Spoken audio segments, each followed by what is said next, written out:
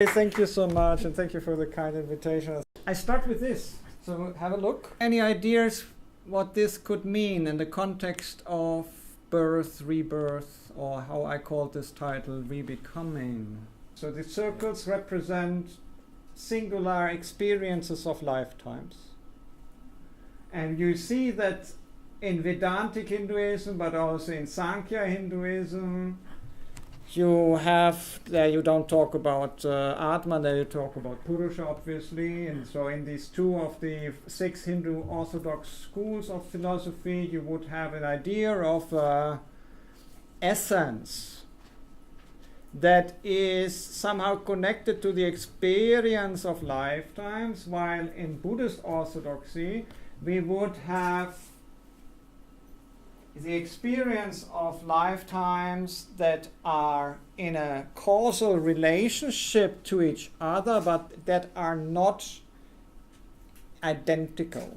So the formula that I always use, and which I like because it's easy to remember, if somebody asks you about rebirth in Buddhism, is continuity without identity.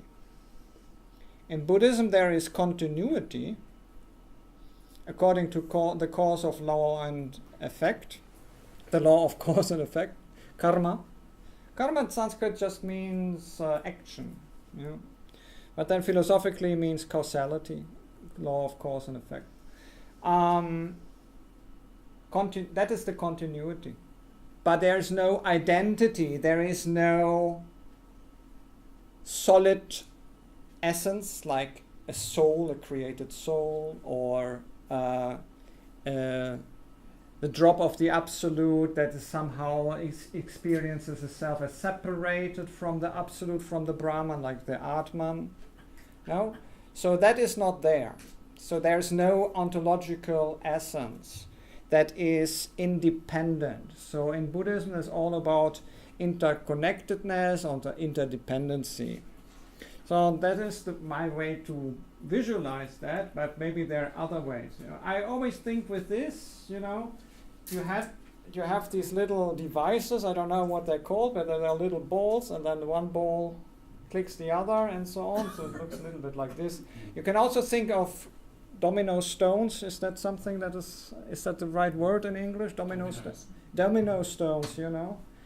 There is a movement, a causality movement, a flow, a flux that is going on, and there is clear causal relationship. But there is not an identity. You cannot say that one domino stone is identical with another. Their relationship is one of causality. So that is already the most basic core explanation of rebirth that you can have in Buddhism. Continuity without identity. We will go a little bit deeper into that, what that means philosophically. But obviously it relates to karma, or here in the Pali text, kamma. Kamuna vatati loko, kamuna vatati pajja, kama nibandhana satta ratas aniva ya yato, in these beautiful verses. Karma is, in this early Buddhist poetry ascribed to the Buddha, defined as the oil that is driving the engine of the world, of samsara. Yeah. That means conditioned reality, we say in Buddhism. Conditioned reality is all subject to the law of cause and effect. Now there are different ways of thinking about cause and effect, and one way is very seductive but wrong, and that is to think of it as a linear monocausal line. Cause and effect, karma, is much more complicated than one thing creating another. In Buddhist folk religion, obviously, and in Buddhist homiletics and preaching and so on, you will always hear people say, oh, if you do that, then something terrible happens, and so on. And that is you could say folk theology or folk dharmology, folk Buddhist preaching.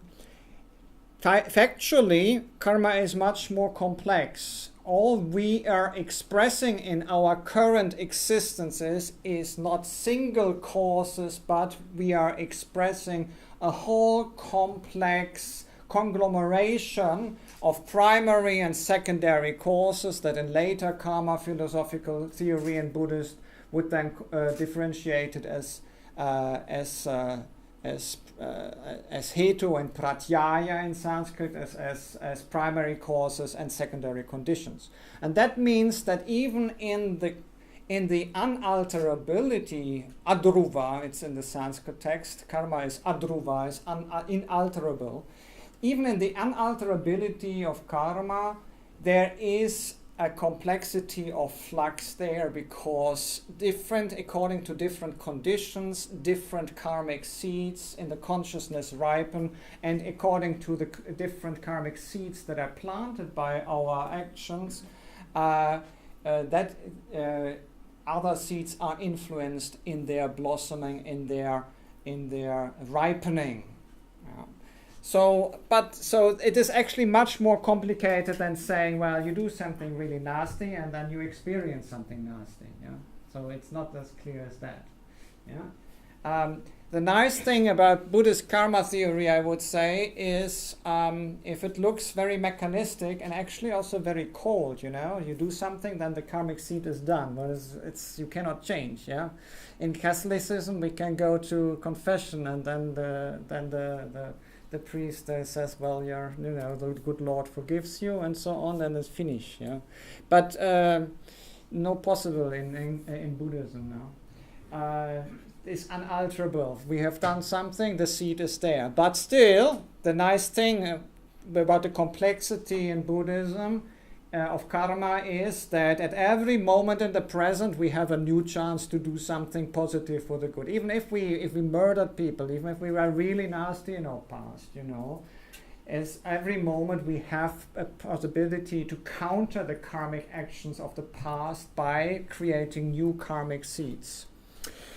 So that is very important. So Buddhism in many ways is a very present to future-oriented philosophy, because it's rather unalterable what the past was, and it's actually also then not so interesting. So Buddhists also normally not, on a folk level sometimes, but normally not so interested in what was in previous lives, because no need, no use.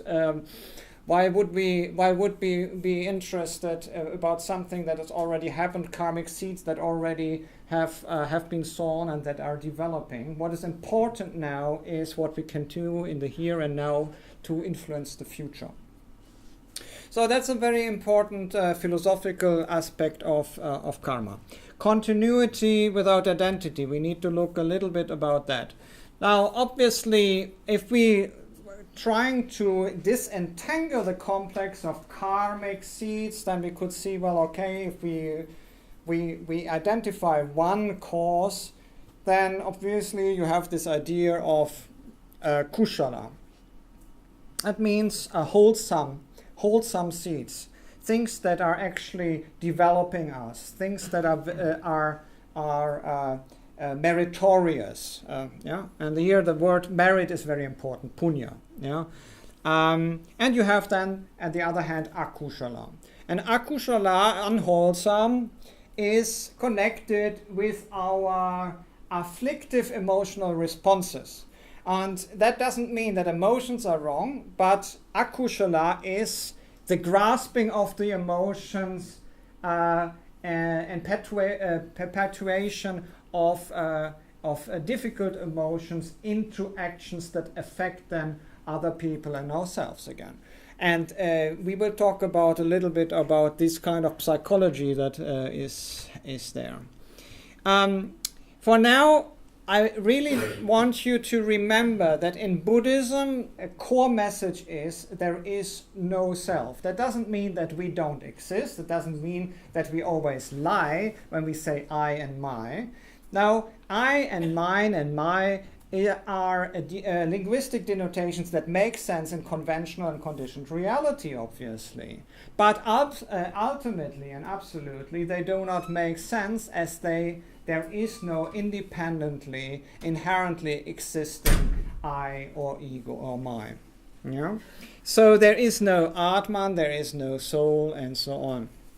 However, if there is ultimately no absolute subject, we tend to think in the Western traditions of reincarnation and in many Eastern traditions also about something being reincarnated, like a soul, for instance. How is rebirth working without that? And here we have a conundrum. We have a problem somehow. How do we declare that we declare how we experience rebirth while there is nobody who is being reborn? Right? So, and here the thing is, again, to remember that actually, ultimately, the experience of our little self, of what we could call the ego, is delusional just as well. Yeah? It is an illusion. It is a delusion and an illusion at the same time. So, what there is simply the ever-changing, very complex flux of causality expressing itself in the emergences of consciousness through different lifetimes that are in these kind of way with another interconnected. But there is no, in the sense, linearity. This is the other problem with the karma theory that says, well, if you say do this, then you will be reborn as this. There is no you that will be reborn. Equally, if you have a difficult rebirth, for instance, in the area I'm also interested in critical disability studies, if you have a rebirth with an impairment, yeah, you cannot go, like in popular religion, also in Abrahamic religion, popular Abrahamic religion, and say, well, this is your fault, or this is for your sins, or this is your fault in the past, and so on. This is a misunderstanding from a Buddhist point of view, because whatever we express in our lifetimes that we experience just expresses the multiplicity of different karmic seeds from the past, with which we are not identical. Yeah? So to identify with that is a big mistake. And that also means there is this whole idea of personal guilt and the personal sin and so on is not very helpful for Buddhism. It's not very helpful at all. It doesn't make so much sense. Factually, how we experience this world as me versus the world, yeah, the popular culture has all these titles of versus the world. What is that when we say I, and what is it when we say you? It is, from a Buddhist point of view, an ultimate expression of ignorance, of stupidity. To identify with an ego, to the extent that we separate the experiencer from that what is experienced and from the process of experiencing. In other words, artificially separating the I, the self, from the totality is the whole problem and is the whole reason for the flow of karmic processes that is then experienced through different lifetimes. Now, some experiences are seen as more auspicious and more you could say positive or more conducive to development towards enlightenment and liberation than others. Some are seen as very, very difficult. And traditionally, we will talk about the cosmologies and traditional Buddhist ideas about that. Very often, Buddhist texts on a preliminary level try to explain the flow of experiencing lives by introducing terms such as consciousness or stream of consciousness. But again, we should not make the mistake to attribute any stable, inherent existence to these kind of concepts. What in conditioned reality is always marked by impermanence, by flux, by flow, and by the unsatisfactoriness that comes with the lack of experience of permanent happiness. So that means that conditioned reality is not unhappy always. So this is when people talk about Buddhism and suffering, that's a little bit wrong, yeah? So it's not really about suffering, yeah? There's also the suffering, the suffering of pain. But what dukkha really means, the central philosophical term in Buddhism that is often translated as suffering, is this unsatisfactoriness that comes with the experience of change. And that is change is within conditioned reality and without causality all there is. All there is. Well, all we are ever-changing, disturbing emotions. Yeah. You came here, you were kind of happy maybe, or kind of bored, or you might be kind of saying, well, I have to be here for my MA or so, yeah, now you listen to me, you get annoyed, and then I say something really stupid, and you get even more annoyed, or I say something funny, and you're happy. Your emotions change all the time. So good on you, you don't throw the tomato, please, yeah? Because then it's grasping of emotion. It's really difficult, then emotional problem, they come in your thought and they just come up and they're there, they're little farts in the brain and so on, and you can look at them and think, well, oh, that doesn't smell nice, I don't want to look at them, or maybe there's something that smells nicer and you can look at them. But grasping is problem. Grasping is the problem, yes? So grasping without ethical reflection, without stepping back and thinking, wow, what is the most meritorious in this moment to do? So throwing tomato, no, yeah, okay. So be compassionate to me, yeah, better, yeah. Good karma, bad karma, very simple. Okay, now if we look at anatman or no self, then actually, if there is no soul, no essence, what is there then in Buddhism? Well, what we have here is simply a psychological process of grasping that we call the 5 skandhas, or the 5 upadana skandhas, the 5 groups of grasping. And so instead of a self, of an ego, we have a constant process that has to do of how we experience reality and how we react to it. So it starts with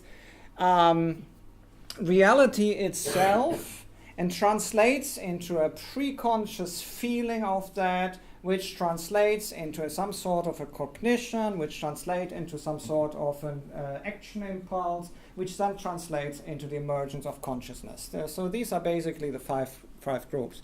And through this psychological process, actually, the part that is the experiencer alienates itself from the experience and the process of experience. And that is the moment of separation, which is the expression of the ignorance that keeps us in conditioned reality, or in other words, stupid and unenlightened, like me. Yeah. So maybe you're not, but me, completely unenlightened. So how does that work again? I was a little bit fast here. So phenomenal appearance, provoking a mental imprint, Vedana, which is, as cognitive psychology tells us, the moment we go into a room, we form some sort of response. We meet somebody and we say, well, I don't like, I don't know yet. Yeah.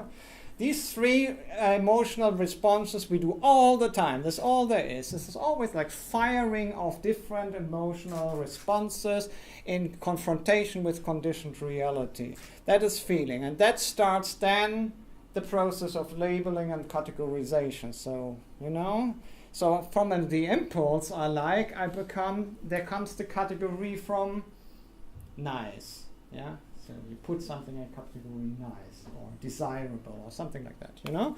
And from this, so we make our little labels on pigeonholes, and these pigeonholes solidify into action impulses. So once we classified something as nice, we say, well, oh, maybe I want to go and have spend time with somebody, or if it's nice to eat, and maybe I want to eat it, and so these are impulses in ourselves. They're called samskaras, and they are karmically relevant if they become intentions. Because karma in Buddhism is intention-led. It's cetana, the Buddha says, karma cetana is intention. And then, so the really important karmic point is number 4 of the skandhas, the samskaras. This process, repeating and repeating, revolving all the time, creates our ego experience, creates our ego illusion, because consciousness emerges that has separated itself from the totality. So, for instance, I like pink, I don't like green. This is, and maybe in 10 years I like yellow, and I don't like pink anymore, and so on. Anyway, at the moment I like pink, so that is one of the little mosaic stones that are creating this ego delusion that I am performing here, as a self, although there is no self. And this is how we separate us from the totality, and this is how it works. So human identity in Buddhism, well, first of all, continuity without identity. Second of all, we're all just a heap of disturbing emotions. Ever-changing. Yeah, sometimes happy, sometimes sad, coming and going, grasping, acting. We think we act, mostly we react, We go, we are happy, we see somebody, we say wave, then somebody cuts in front of us, we are angry, then, ever-changing. It's a whole Disneyland circus, here. And we say I, that's me. We say, well, just because I happen to like pink and tea, I think I am different from Angela, who likes red and coffee, But no problem, I mean, it's just an illusion. It's just ever-changing. So, okay. Right, so this is how I have in my previous publications visualized that. I have this thing with visualization, but maybe they don't work, I don't know. And so for me, this is Rupa to Vedana, Vedana to Sanjna, and Sanjna to Sanskara, Here the categories, the little boxes, they shoot back to karmic impulses, which then makes us really, really solid, looking solid, the ego, the consciousness, while it is actually not. It's just, part of the thing. Anyway, okay. We talked about that. We talked about emotional responses, so of attraction, repulsion, and confusion. So in Buddhist terms, we would talk about thirst or raga, trishna and raga. We talk about hatred, dvesha, as for aversion or repulsion, and moha, avidya. And these actually in Buddhist dharmology, in Buddhist thought, are called the roots, the mulas of the akushala, of the unwholesome. So again, there's nothing wrong with feeling any of these. What is the problem is when we grasp with intention.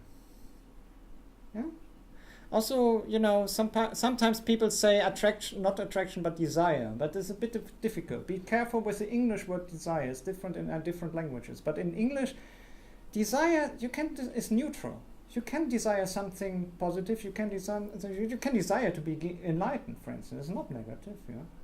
Or you can desire to be a mass murderer, and it's not so positive. So it's a bit neutral. But there is this idea of attachment, attraction, and the sense of grasping. That is the problem, grasping. Because grasping is identifying. Grasping is trying to hold the flow. Grasping is making something that is completely always changing, always flowing, trying to keep it. And that's the problem. So we call that the akushala mula, the cause of difficult conditions.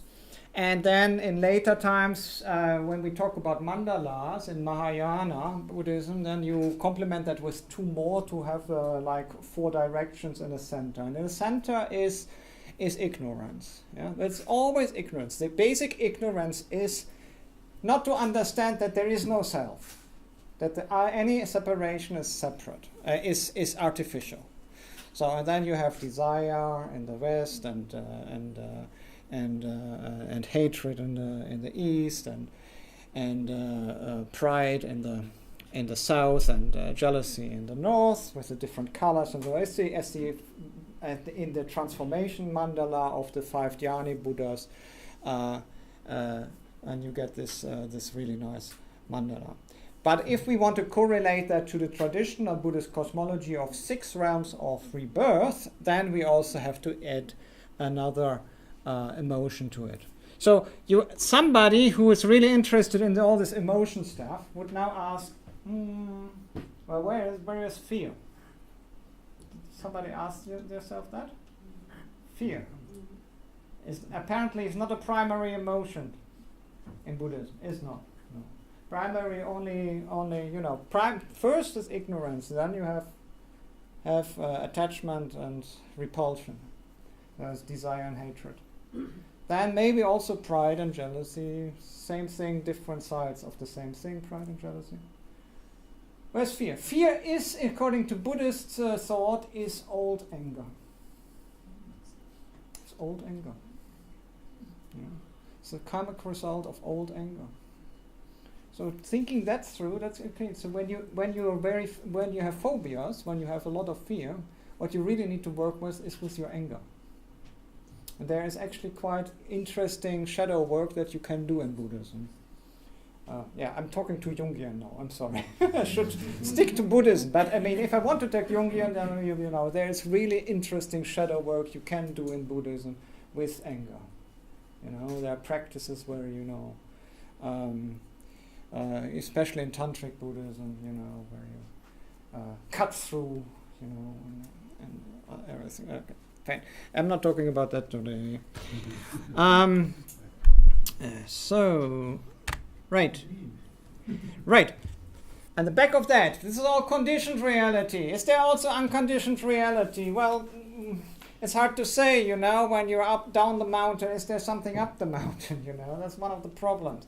But the Buddhist philosophy says there is ultimate reality, unconditioned reality. And they denote that with different ways. In the conservative older schools, they talk about nirvana as the falling away of the disturbing emotions. So that is just a negative theology in a sense. You don't say what it is, you just say what falls away.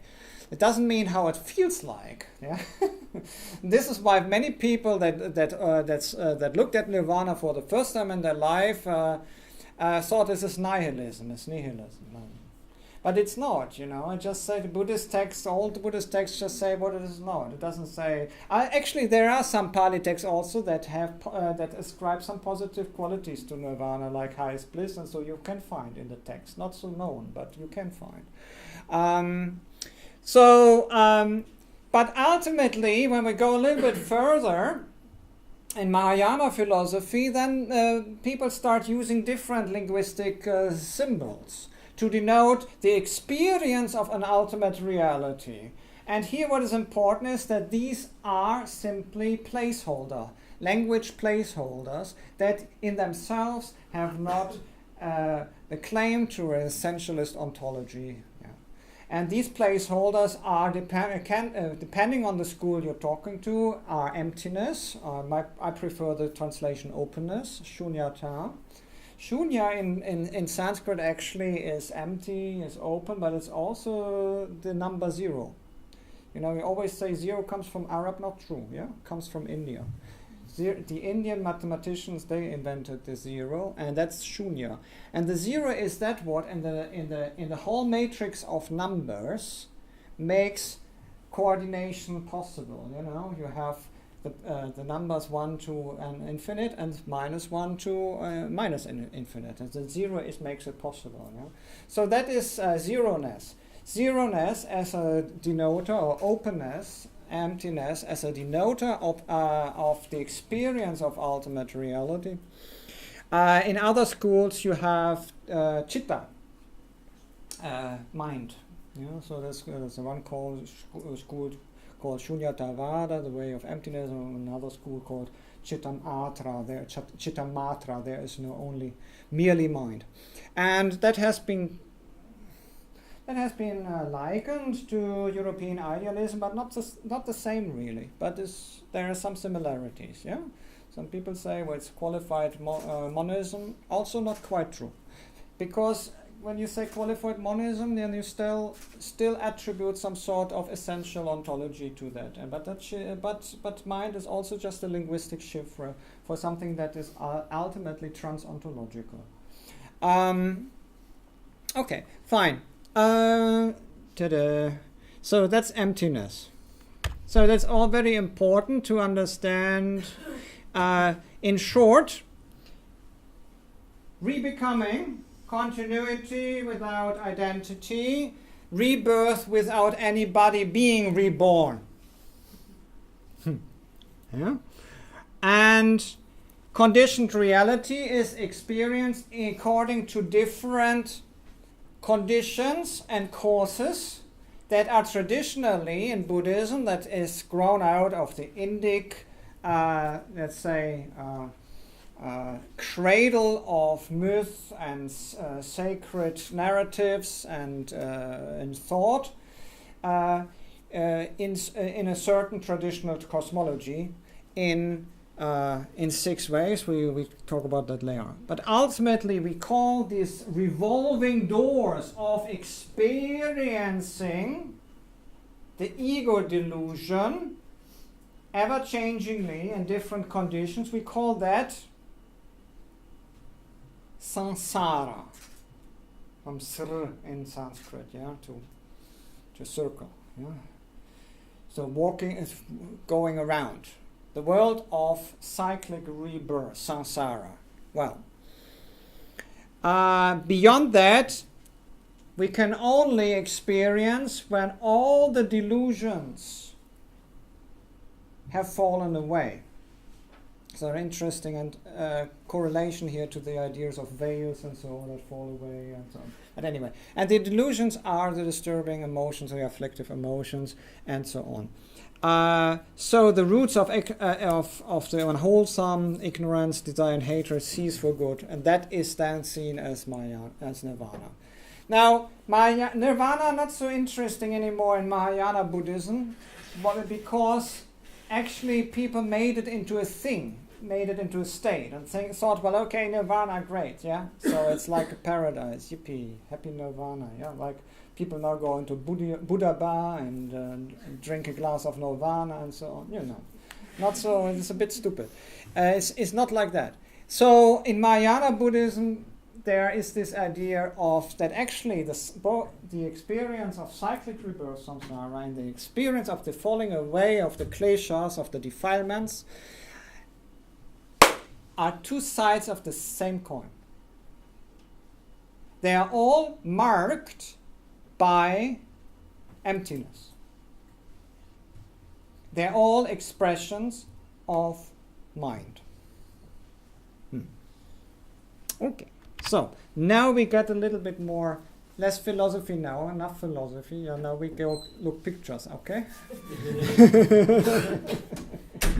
So, traditionally, rebirth within Buddhism is, within conditioned reality, within samsara, is visualized with a bhava chakra. Sipikorno in Tibetan. And that means that's actually very nice, you know. You see there is the cyclic nature here. You see people falling down and climbing up. You see the 3 animals that represent the kleshas, the defilements, ignorance, hatred, and desire. So the snake would be hatred, and the rooster would be desire, and the pig would be ignorance, And you see different realms. And at the rims of the realms, there are the 12 nidanas or chains of the Pratitya Samutpada, which is our quite complicated philosophical framework to explain interconnectedness, or what is called dependent codependent origination, dependent arising. So starting with avidya, or ignorance, and then going on and going over the cycle of two births traditionally. So we have here at the top, so we have 6 realms. Yeah, at this wheel is this chakra, Bhava chakra. Bhava means existence, chakra means wheel. So at top we have the realms of the gods. Very important to understand. There are gods in Buddhism. So all these people say, well, Buddhism is atheistic. It's nonsense. It's not atheistic. Buddhism doesn't believe in a creator god. Buddhism doesn't think that gods are particularly... many Buddhists don't think gods are particularly useful, or particularly you don't need to put much energy into them. But actually, traditionally, many Buddhists work with gods. Yeah? And on a level of ritual and so on. But they're just not important for enlightenment. They're just, to get along a little bit in samsara is okay. Gods are samsaric beings. They are born, they live very long, very powerful, but they are all samsaric beings. They're all samsaric beings. Eventually, die, be reborn. They die and they are reborn. It's called still a sugati, a good realm, because very happy, you're God, very happy. You're powerful, it's everything beautiful, no sickness, you live very long, you think, well, yeah, I'm very powerful. And so, but not so many opportunities to actually practice further good things. So normally when you're God and then you finally, your lifespan over, you fall down very deep, because you didn't accumulate much merit, you didn't do much good, Sometimes gods do good things, especially if they vow to protect Buddhism and so on. Yeah. And some do, yeah. But normally it's difficult. So you have here the gods, then you have what is called in Indian mythology the asuras, the demigods, the titans, you could say.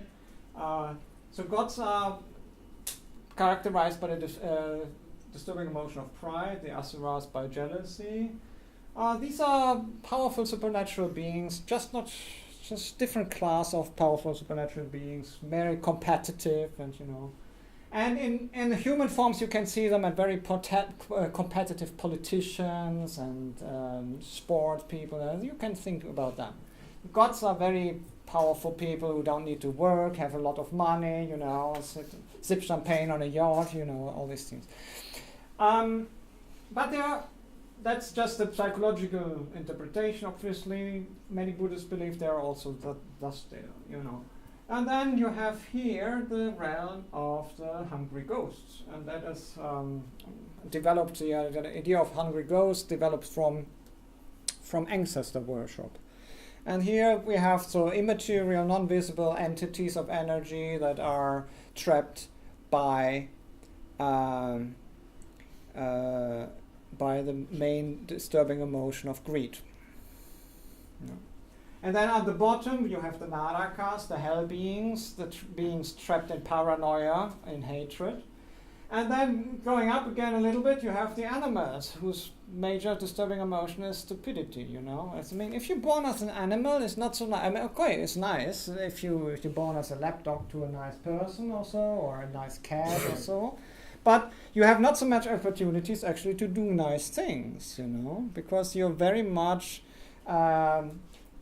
living a program, a program so there's a limited room for individual meritorious action. And then you have the most auspicious birth, human birth, attachment, grasping. That's humans. Yeah? Okay. But humans, humans are seen as the most auspicious of births, just because there's the right balance of happiness that is possible, but also experience of change that makes us think, well, maybe there is something more, and maybe we can actually engage in a journey of transformative education, our journey of development. So we call that, so in summary, we call the gods and the humans the sugati, the positive rebirths, and then we call the animals and the pretas, the hell beings, as durgatis. Going back to the psychological interpretation of these states, if we think about the hungry ghosts, then I said we could think about the devas as powerful rich people, the asuras as very ambitious, powerful people, or special skilled people. The pretas we could look as states of neurosis, because this greed is really neurosis. It's something I have to have. It's kind of like an impulse you cannot control. Hell states we can see as states of paranoia. Animal states we can see as being controlled by, let's say, less by the more basic instinct.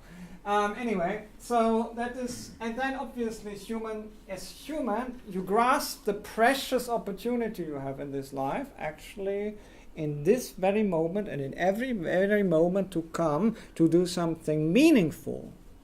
And with that, sowing the seeds for the future. Positive seeds for the future. No. So, the preciousness of human life is expressed famously in the Buddhist parable of the sea turtle. There is a blind sea turtle in a massive, vast ocean, sleeping at the ground of this massive, vast ocean, and only once in 100 years surfacing to have a bit of fresh air. Now, in this vast ocean, there's exactly one wooden yoke drifting, adrift. Now, the opportunity, the likelihood that you are reborn as a human being, and not as an animal or a preta or a naraka or whatever, is of this turtle surfacing and putting its neck through the wooden yoke, the one wooden yoke, and the vast expanse of ocean. So precious it is, And I just gave you some sources where you can find that through all traditions. Yeah. It's one of the most famous parables, you have it in Pali, you have it in Sanskrit, you have it in the Tibetan tradition, you have it in the Chinese tradition, in East Asian tradition, everywhere you have, yeah? So, this is it. That should make us think. In many Western esoteric traditions, including anthroposophy and others, there is this idea, this merriment of the idea of reincarnation with some sort of teleology. This idea that you always develop, you come back to the world and you develop to the positive. And that's the same thing that we are saying when we're whistling in the forest now with the Trumps and the Brexits and all the other things that are happening, yeah? No, humanity just only goes to the better. Yeah, it's not so. Yeah. This is a Hegelian myth that was started in the 19th century. There is no linear development to the better, There's no guarantee. The rights that we fought for can be taken away in a second. It's always like that. So there is no guarantee. And that's the same thing in certain schools of Western esotericism. This idea, of the old soul. The soul reincarnates and always learns a little bit and so on. No. The idea behind that is that experience is always positive. But vast amounts of experiences are not transformative and not positive. You can also become stupid through experience. You can be a very open-minded person and you meet one person of a certain group and this person is horrible to you, and this experience can make you a xenophobe or a hateful person. You can also learn negative things.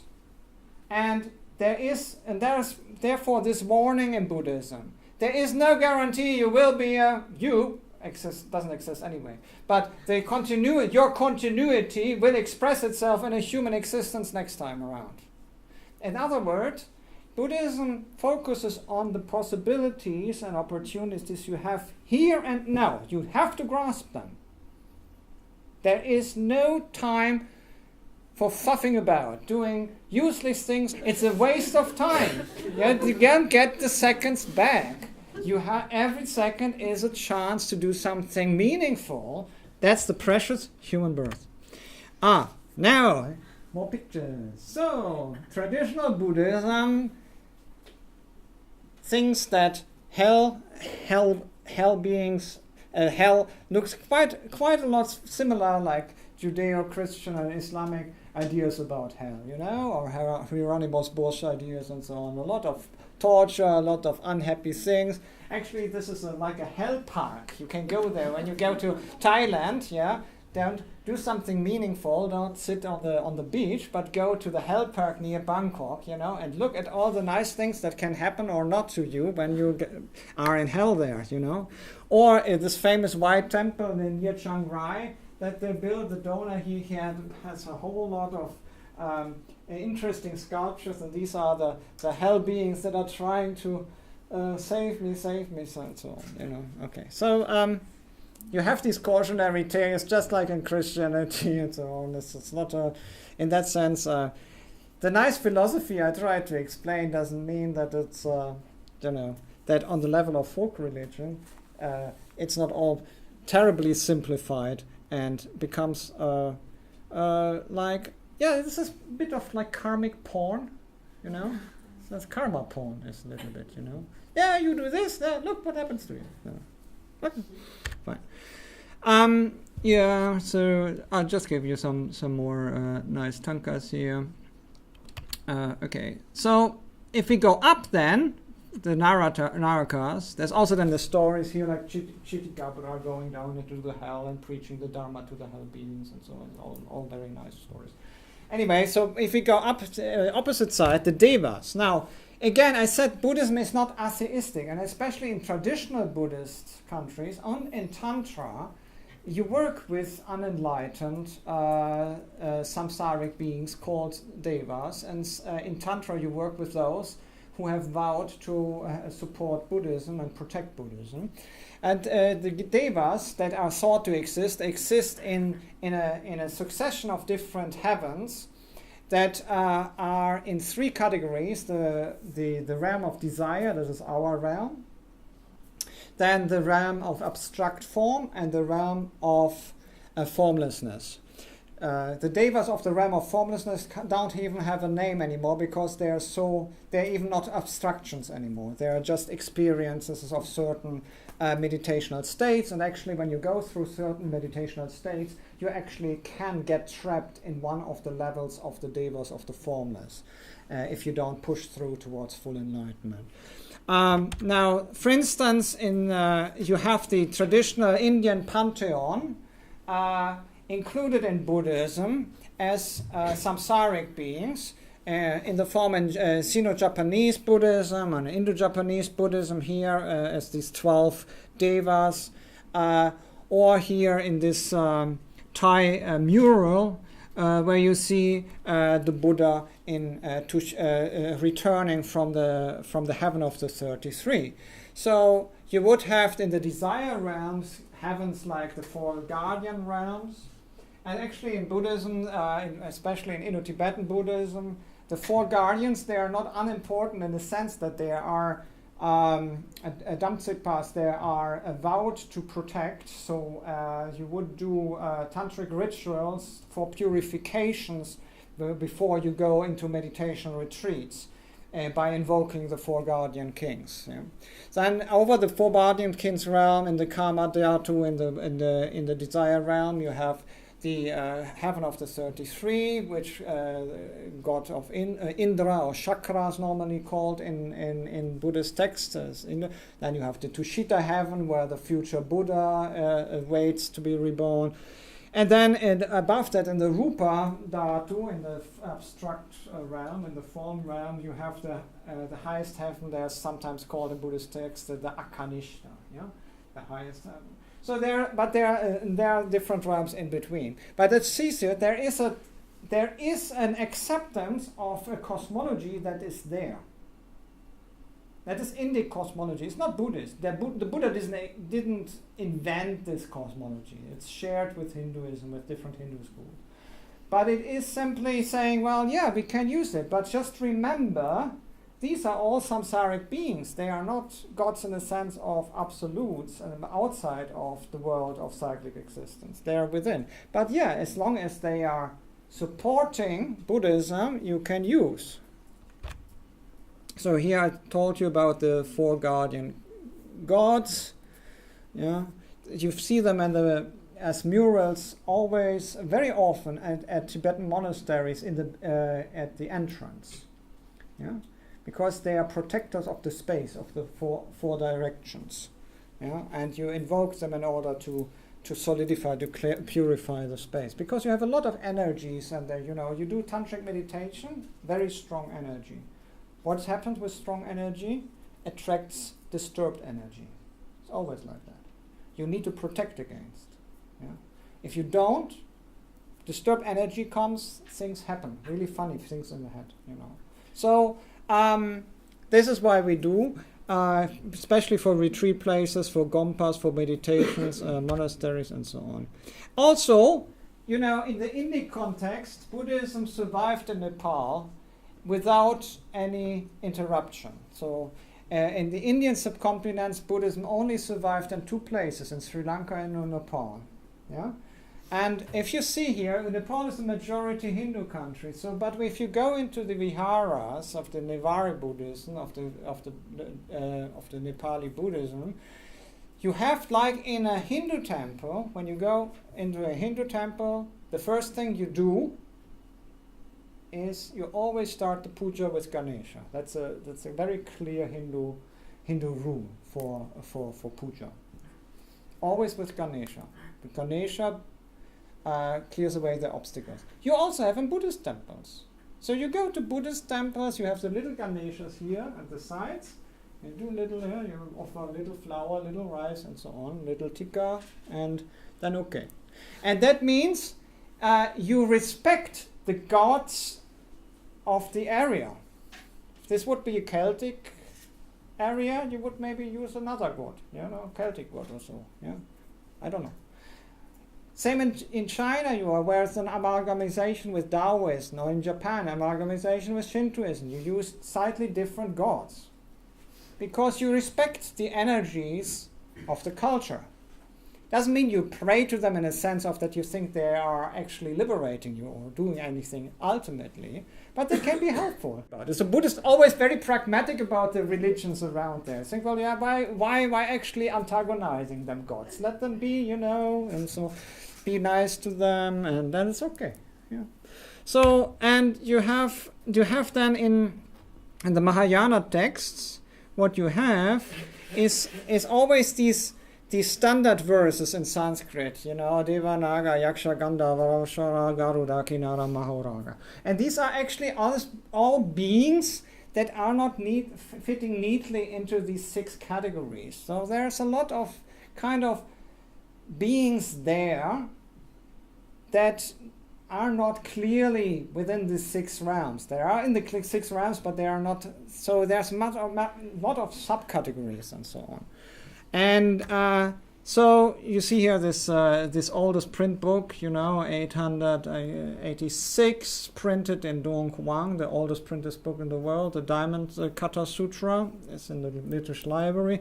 And you see here the Buddha preaching the Diamond Kata Sutra in an assembly that includes the demon kings, and it includes the gods, here with the crowns, and includes the bhikshus and the bhikshunis, and here's some yakshas and so on. All sentient beings, seen and unseen, are listening to the Buddha preaching.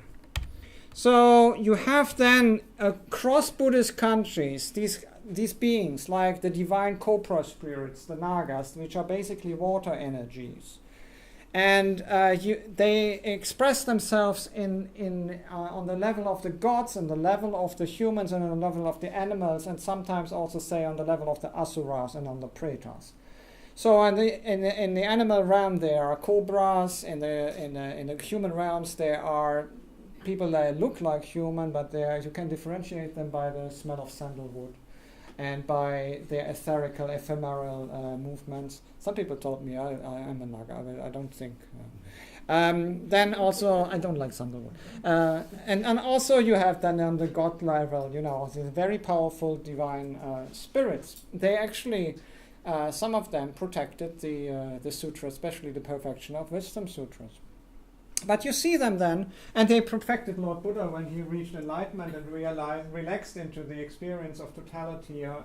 After the enlightenment experience, the Naga King Muchilinda came and shaded him from the sun, as you see here in Bodh Gaya. Or you have them on these staircases, always in the Thai and Lao temples and so on, as protected. On you have your other beings, they're called yakshas. These are more earth energies, you know. They can be very, very harmful. In Hindu mythology, they can be very demonic. And in Buddhism here, especially in Thai Buddhism, yakshas became to represent guardian deities or energies that are very often placed, like here in front of Buddhist temples. And you have Gandharvas and Apsaras, yeah, the heavenly celestial musicians.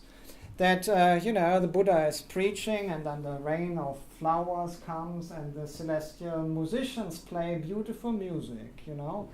So they come here in the clouds. Here is at Ajanta, famous Ajanta cave paintings, or in the wood carvings here.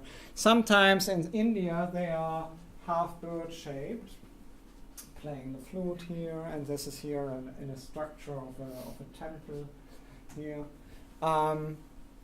Or you have Asuras, we talked about Garudas and Kinnaras, and you know, these are, Garudas are wind energies. They are mythical, the mythical Vahana or vehicle of Lord Vishnu in the Hindu mythology. They are like huge griffins or eagles, very, very powerful protective beings that are used like here in the cornerstone, or like here in separate shrines. This is Nepali, this is Balinese.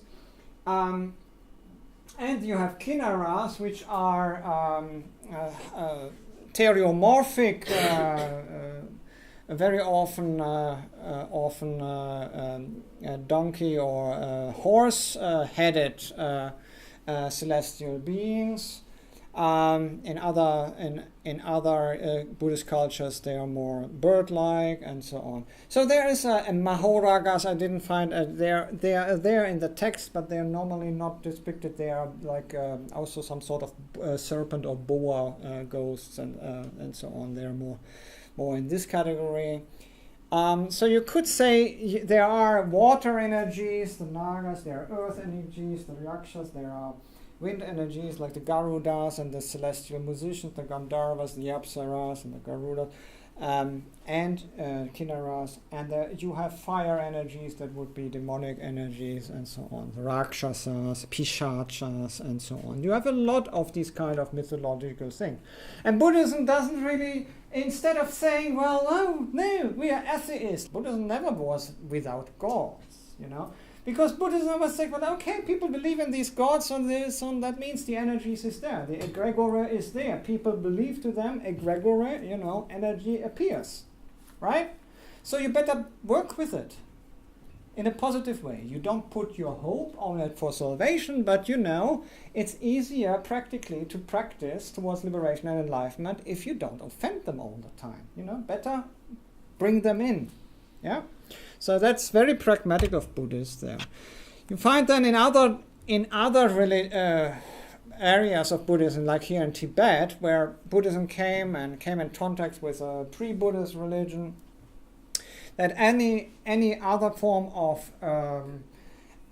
earth energies or of energies or folk energies would then become converted. They would then become Samaya Sattvas or Damtsikpas. That means protectors of Buddhism bound by vow. Now, what does it mean, bound by vow? Yeah. You see them here in the Lama dances. This is here from Taluchecho. Yeah, Taluchecho. The Taluchecho in Bhutan. What does it mean? Now, we need to understand that pranidhana, or vow or promise, is something really important in Buddhism, because we can just sail through life, just fuffing away our precious human birth. Or we can actually make a conscious decision to do something positive with it. Very often Buddhists would then take a vow or make a promise, you could say. Vow is very dramatic. I like dramatic. You don't like? Okay, say promise. A promise. And the promise is then to work for the benefit of all sentient beings until enlightenment is attained. Now, if a human does that, they become, through this vow, a bodhisattva. Yeah? That's the so-called bodhisattva vow. And actually, in tantric practice, in Mahayana practice and tantric practice, you start every practice with the renewal of your bodhisattva vow. No practice without the altruistic promise to work for the benefit of all. If powerful superhuman beings take these kinds of vows, often under the influence of a realized tantric master, they become vow-bound. They say, well, okay, I understand that Buddhism is really, the Buddhist path is really transformative for sentient beings to transform experience of suffering into experience of permanent happiness. And therefore they vow, they are not enlightened, but they vow to work for enlightenment. And so they become vow beings or Dhammsek. And they are expressed then very often with these kind of theriomorph forms in Tibetan mythology, for instance, here where the Lama does. Now, in Southeast Asia, where we have Hinduanized, Indianized culture, meeting animist or spirit worship, we find that elements from popular Hinduism and from popular spirit beliefs are included also again in Buddhism. You find always these shrines. These shrines are to the ancestors and or to Brahma, the Hindu god. Here's the Erevan shrine, which was in Bangkok, which was bombed some time ago. Here's all these different house shrines everywhere. Some are really funny. This particular one in Bangkok has a lot of willies, erect penises, by the way. There's a female spirit here, female spirit of fertility here. I'm almost finished. And so that's where people go when they want babies and so on, But Buddhism doesn't say that's wrong. Buddhism just says, well, okay, that's just that's how it is. It's open for this hybridity, for this sort of it's not really syncretism, it's hybridity. Yeah. In Myanmar, you have these Nat shrines. So the main shrine is Buddhist, and then you have the Nat kings, the spirit king and the spirit queen here. That is in Shanstein, upper Myanmar. And obviously in China and Japan, very famously, this incorporation of ancestor spirits that are reinterpreted as pretas. So you see the pretas, they have a very, very tiny gateway and a very big mouth, so they're very greedy, and they're always not very happy because of that. And you have the famous Yulang or Obon festivals, the ghost festivals, with the with the lambs on the river and so on. So there's a lot of these kind of things in terms of existences.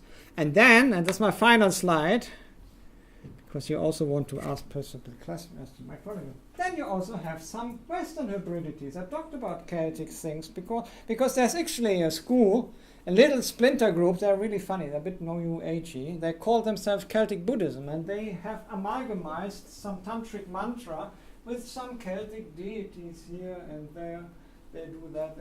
It's an offspring of the former manservant of Chogyam Trungpa, who was a bit funny, and apparently Trungpa Rinpoche said to him sometimes in passing, well, maybe you should he talked about Celtic myth, and Trungpa said, well, maybe you should start your own Celtic Buddhism. That's one of the things that Rinpoches do sometimes. Now, unfortunately or fortunately, he took it serious. So yeah, now that we have Celtic Buddhism. And also, look what's here. His Eminence Gangchen Rinpoche, a wonderful teacher, I really like him. he depicts himself here in Italy in a very Roman Catholic context as having the blessing of Lord Buddha and Jesus the Christ. The Christ Jesus, yeah. So there's a nice little form of hybridities and syncretism. So again, next time somebody says to you, oh, Buddhists, you're all atheists, and so we don't need God. Yeah, no need God, okay, fine. But a bit stupid to be antagonistic, okay? Just be pragmatic about it, you know? Better to think gods exist and then make them happy, yeah? then they happy, you can meditate, easy. Okay, so finish.